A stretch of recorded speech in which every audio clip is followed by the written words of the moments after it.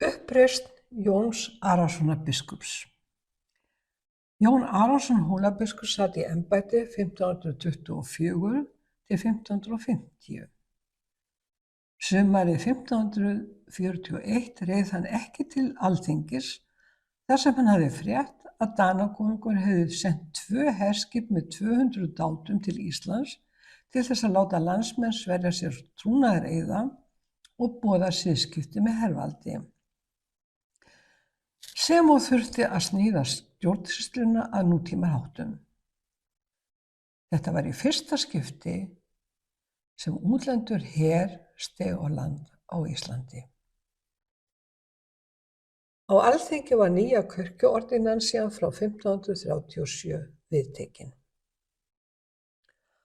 Á komandi árum lét súperintendent Gissur Einarsson í Skálholtsbiskupsdæmi framfylgja reglum ordinansíunnar í biskupsdæmi sínu og líkaði almenningi meiður vel.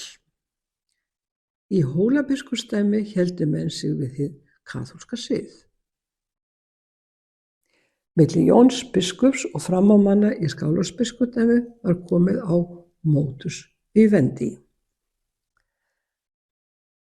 Þegar Gissur Einarsson lést árið 1548 leit Jón biskup svo á að hann væri ábyrgur fyrir Skálholtsbiskupsdæmi, enda eini réttkjörni biskup landsins. Hann lét taka eftirmann Gissurar, Martein Einarsson, súperintendent, höndum og flytja til Hóla.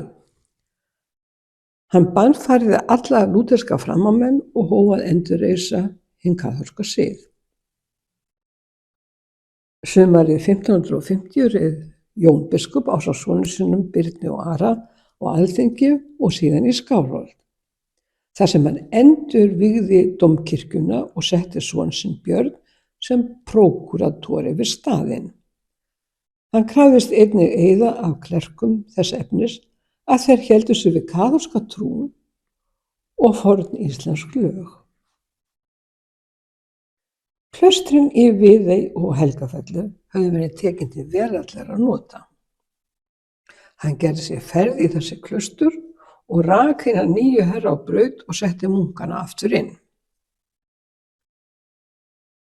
Í september 1550 tók kóksmaðurinn Daði Guðmundsson Jón biskup ásamt sonum hans Ara og Birni til fanga á hinum strategísk mikilvæga stað að Sauðafelli og lét flytja þá í Skálholt. Hann óttaðist að norðlenskir vermenn sem kæmu til fiskveiða á Snæfellsnesi myndi frelsa þá.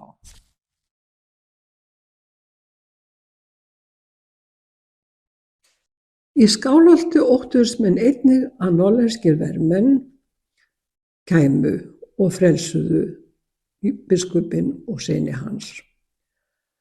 Ráðsmaður stólsins, Jón Bjarnason, felldi þann úrskurð að öxin og jörðin geymdu þá best. Þann 7. nóvember 1550 voru Jón biskup og synir hans hálshöggnir í Skálholti.